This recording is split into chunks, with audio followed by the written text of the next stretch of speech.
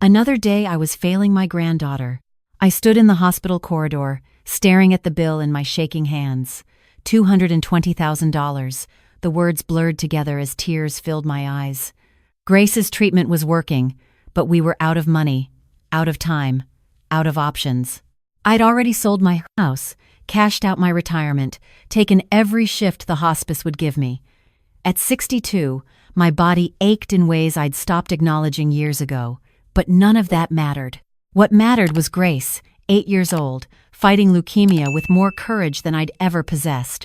I folded the bill and slipped it into my purse, forcing a smile before pushing through Grace's door.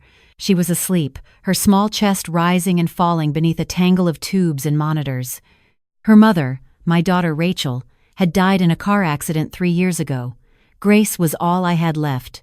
The nurse nodded as I passed. They all knew our situation. Everyone did. Small-town Oregon wasn't good at keeping secrets, especially about money troubles. That evening, my phone rang. Margaret, my old college roommate who'd become an estate attorney in Portland. Beth, I know this is going to sound strange, but I have a client who might be able to help.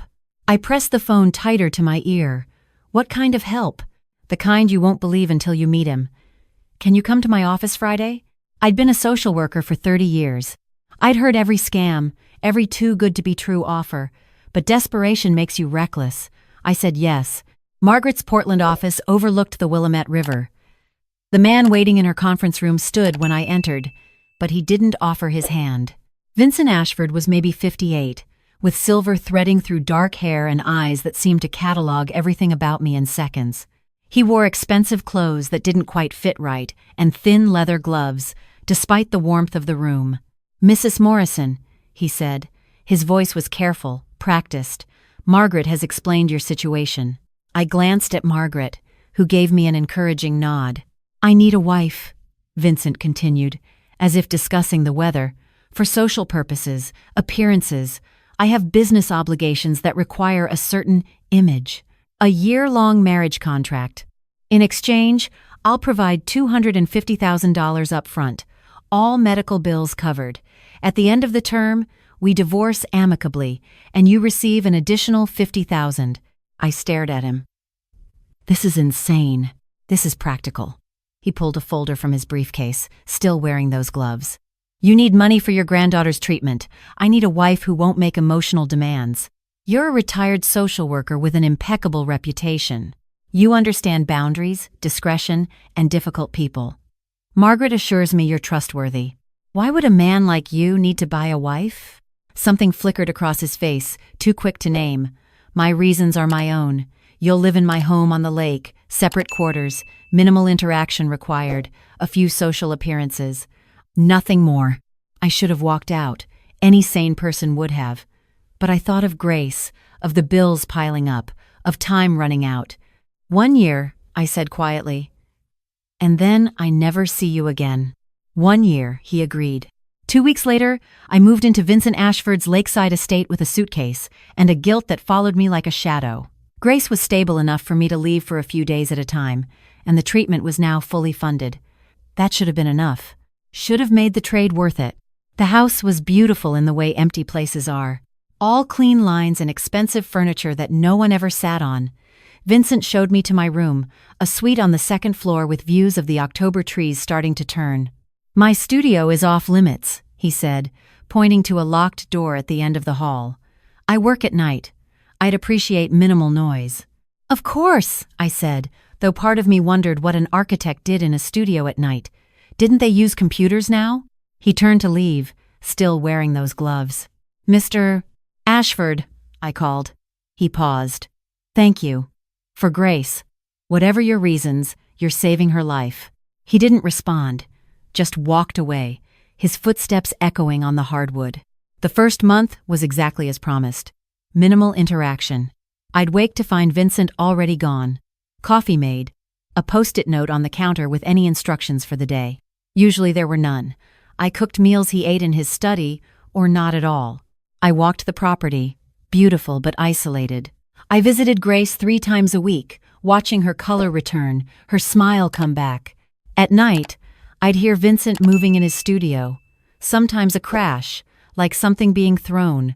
Once, through the wall, I heard what might have been crying, but in the morning his face was as composed as ever. The gloves bothered me more than they should have. He wore them always, even indoors, even when eating. Thin leather, expensive, but still strange. I'd learned in 30 years of social work that people who hide their hands are hiding something deeper. "Does he ever take them off?" I asked Margaret during one of our check-in calls. "I've never seen him without them," she admitted. "Beth, are you okay there? I know it's strange, but—" "I'm fine," I lied. "It's just for a year." The second month, something shifted. I'd made too much pasta and left a plate outside his studio door, as usual. But this time, when I came back an hour later, he was sitting in the hallway, eating it, still wearing the gloves, fork held awkwardly. "It's good," he said, not looking at me. "Thank you." "You're welcome." I started to walk away, but he spoke again. "How is Grace?" I stopped. We'd never discussed her. Never discussed anything personal. "She's responding. The doctors are optimistic." He nodded, still not meeting my eyes. "Good. That's good." It wasn't much. Just a few words. But it was the first time he'd treated me like a person instead of a contractual obligation. The third month brought rain. Constant, drumming Portland rain that turned the lake gray and the sky into a low ceiling. I made soup and bread, habits from raising Rachel. Vincent emerged from his studio more often, drawn perhaps by the smells or the warmth of another human nearby. We developed a routine, unspoken but steady. I'd cook, he'd eat at the kitchen island instead of hiding. We didn't talk much, but the silence stopped feeling hostile. Once, I caught him almost smiling when I told a story about one of my old clients, a man who'd insisted on wearing a tuxedo to his dialysis appointments. "Everyone deserves dignity," Vincent said quietly. "Even when they're fighting for their life."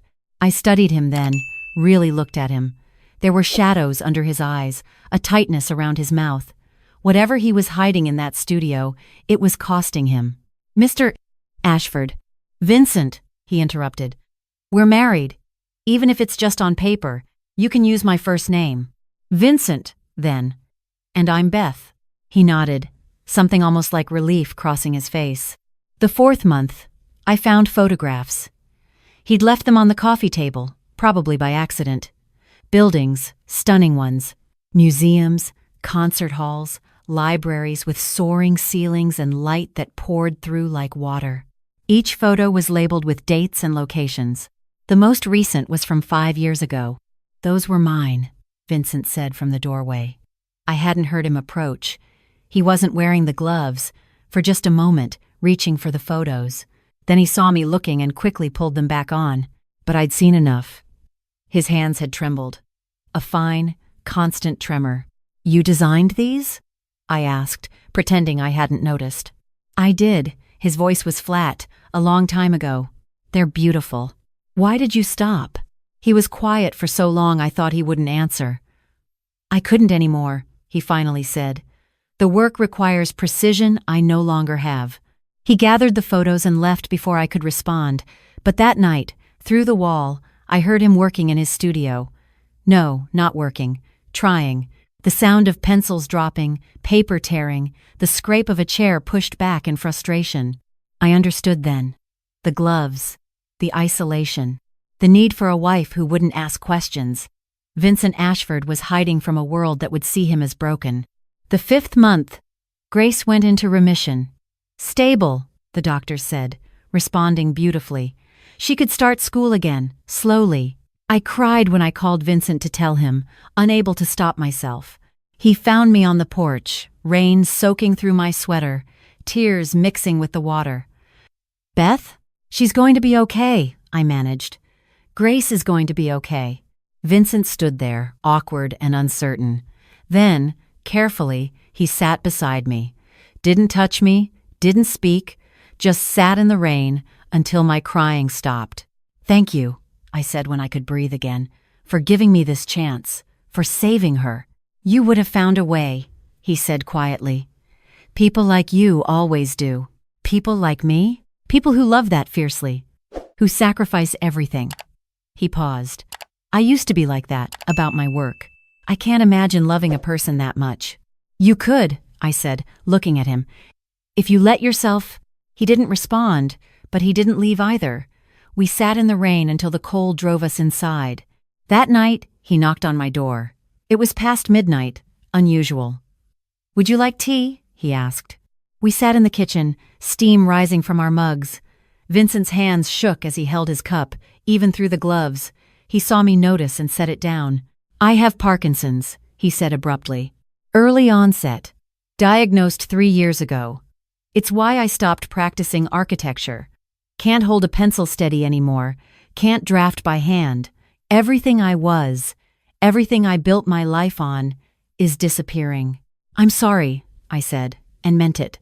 The marriage contract, he continued, voice rough. I needed it because I'm losing contracts, clients. People see me shake and assume I'm incompetent. If I have a stable home life, a wife, it projects normalcy, makes them think twice before pulling their projects. That's why the gloves. He nodded. Hides the worst of it, though it's getting harder. Vincent, hiding doesn't stop it from being real. No, he agreed, but it stops people from pitying me, from seeing me as less than I was. I reached across the table, slowly, and placed my hand over his. Through the glove, I could feel the tremor. You're not less, you're different. That's not the same thing. He pulled away, not angrily, but firmly. You don't understand. Architecture was everything. Without it, I'm nothing. You're wrong, I said. But you'll have to figure that out yourself. The 6th month, I became reckless. I started leaving his studio door unlocked when I found it open, started asking him to dinner instead of leaving plates outside, started treating him like a person instead of an employer. Grace came to visit one weekend. She was shy at first, this strange man in gloves in this big house, but Vincent surprised me. He showed her his old architecture books, explained how buildings were like puzzles. She listened with bright eyes, asking questions he answered with more patience than I'd known he possessed. Is he your real husband, Grandma?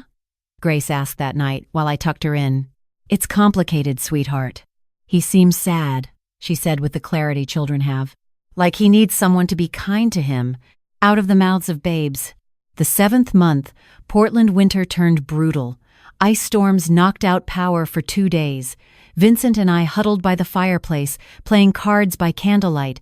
His hands made it difficult, cards slipping, but he laughed when I suggested we play a game that didn't require holding anything. You're patient with me, he said later, both of us wrapped in blankets. I spent 30 years in social work. Patience was the job. It's more than that. He looked at me properly, maybe for the first time. You don't look at me like I'm breaking, like I'm something to fix. You're not broken, I said. You're dealing with something incredibly difficult. That's not the same as being less than you were. Everyone else sees me as a has-been, a former architect, past tense. Then everyone else is stupid, I said bluntly. He laughed, surprised. You're a man dealing with a disease. You're also someone who made sure my granddaughter lived, who asks about her every time I visit, who pretends not to care but leaves tea bags I like on the counter, who sat in the rain with me when I cried. He was quiet for a long time. I don't know how to be this person, he finally said. The one who needs help. The one who can't do things anymore. None of us do. Until we are. The 8th month, everything changed. It was late March, one of those nights where spring felt possible. I was reading in my room when I heard the crash. I ran down the hall. Vincent's studio door was open, lights blazing. Inside, he was on the floor, surrounded by papers, sketches, pencils scattered everywhere. His gloves were off, hands shaking violently, tears streaming down his face. I can't, he was saying, over and over. I can't do it anymore. I can't hold the pencil. I can't make my hands work. I can't. I knelt beside him, careful not to touch. Vincent, breathe. Just breathe. You don't understand. His voice broke. This was everything. Designing, creating, building things that mattered, and now I can't even sketch a simple building. My hands won't stop shaking. The ideas are here, he tapped his head, but I can't get them out. It's like being trapped in my own body, watching everything I am slip away. I looked at the sketches around us. They were beautiful, even half-finished, buildings that sang, that reached, but every line wavered, every curve struggled. "Show me your hands," I said quietly. He shook his head. "They're ugly. The tremors, the way they don't work anymore." "Vincent, I've been a social worker for 3 decades. I've held hands that were burned, scarred, broken, dying. Show me your hands." Slowly, he held them out. They shook constantly, a fine tremor that never stopped. The skin was normal, unmarked, just hands that wouldn't obey anymore. I took them gently in mine, felt the tremor against my palms. These hands designed museums, concert halls, buildings that changed cities. They typed thousands of emails, held coffee cups, turned doorknobs, lived a life. They're not ugly, Vincent. They're just sick. And that's not your fault. But I can't create anymore. "You can't create the way you used to," I corrected. "That's different. There are architects who use tablets, software, teams. You're not your hands, Vincent. You're your vision, your mind, your ideas. The tools change, but you're still you." He leaned against me then. This man who'd held himself apart for 8 months leaned into me and cried like his heart was breaking.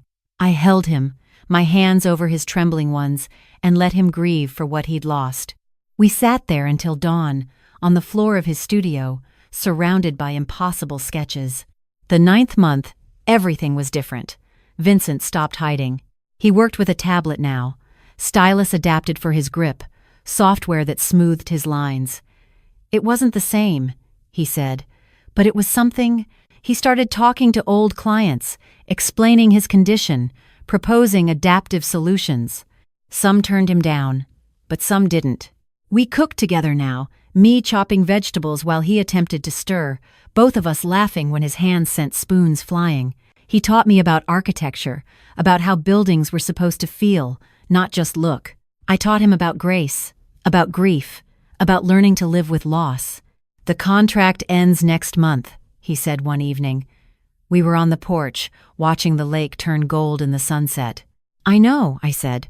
"I'll transfer the final payment. You can go back to your life. Grace is healthy. You've fulfilled your part." I should have been relieved, should have been ready to leave. "What will you do?" "Keep working, keep adapting. You've shown me that's possible." "Vincent, Beth, you've given me more than money could ever buy. You've given me my life back. I'll never forget that." I wanted to say something, but the words stuck. What could I say? That I'd come to care about this broken, brilliant man? That leaving felt wrong? We had a contract, a deal. I'd kept my side. He'd kept his. The 10th month arrived like a deadline. I packed my things slowly, methodically. Grace was in full remission, back in school, laughing again. My job was done. The contract was ending. I should have been happy. Vincent had written a check for $50,000, left it on my bed with a note. "Thank you for everything. You saved me in ways I didn't know I needed saving. Be well, V." I stood in the empty room that had been mine for nearly a year, check in hand, and realized I was crying. I found him in his studio. He was working on a design, tablet in hand, lines still shaky but visible. Beautiful. He looked up when I entered, his face carefully neutral. "Beth, are you leaving?"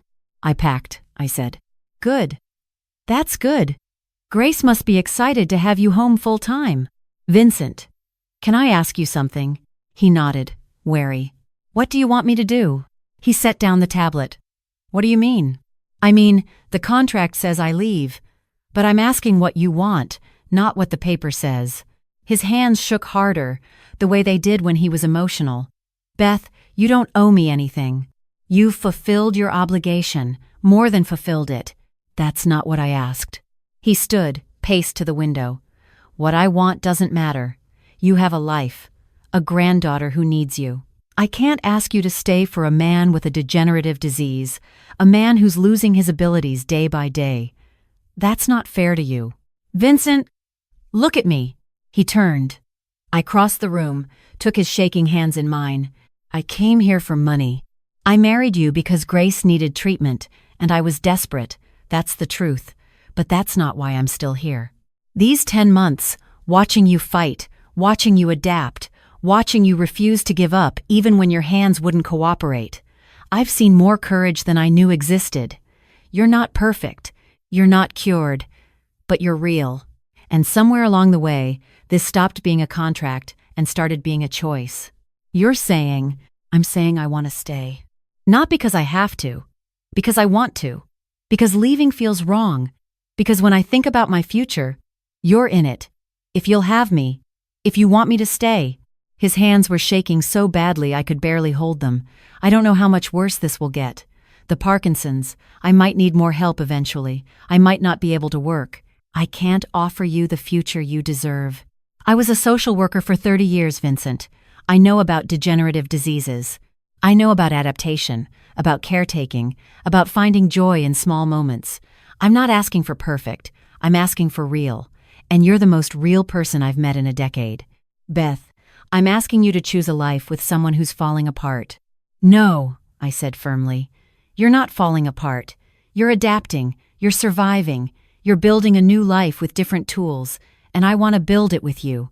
Not because you need me, but because I choose you. Because this last year has been the most alive I've felt since Rachel died. Because you make me laugh.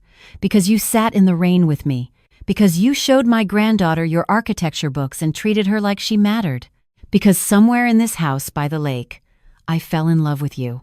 He stared at me, and I watched something break in his face. Not break apart, break open. I don't deserve you. Probably not, I agreed, but you're stuck with me anyway. He pulled me close then, his trembling hands gentle on my face. I love you, he said. God help me. I love you so much, it terrifies me. Good, I said. Be terrified together. We stood there in his studio, surrounded by designs and dreams, and chose each other. Not because we had to, because we wanted to. That was 6 months ago. We're still here, in the house by the lake. Vincent's tremors have gotten worse, but we've adapted. He uses voice software now for some designs, works with a team who understands his vision. His buildings are getting built again, different but no less beautiful. Grace visits every other weekend. She's healthy, vibrant, growing. She calls Vincent her grandpa now, and he pretends it doesn't make him cry. Some days are harder than others. Days when Vincent's hands won't cooperate, when frustration makes him snap, when he mourns what he's lost. But we get through them. Together. The marriage license is real now. We went to the courthouse last month, made it official. Not because of a contract, because we wanted to. People ask me sometimes how I ended up here, how a marriage for money became love. I tell them the truth, that love isn't about perfection, it's about choosing to stay when things are hard. It's about seeing someone at their worst and deciding they're worth it anyway. It's about building something new when the old way doesn't work anymore. I came to Vincent's house because I was failing my granddaughter. I stayed because I found something I didn't know I was looking for. A partner. A purpose. A love that was real precisely because it wasn't easy. The gloves are gone now. Vincent's hands shake openly, tremor visible to anyone who looks. But he's not hiding anymore. Neither am I. We're just living, building, loving. One day at a time, with hands that don't always cooperate and hearts that have learned to be brave. It's not perfect, but it's ours.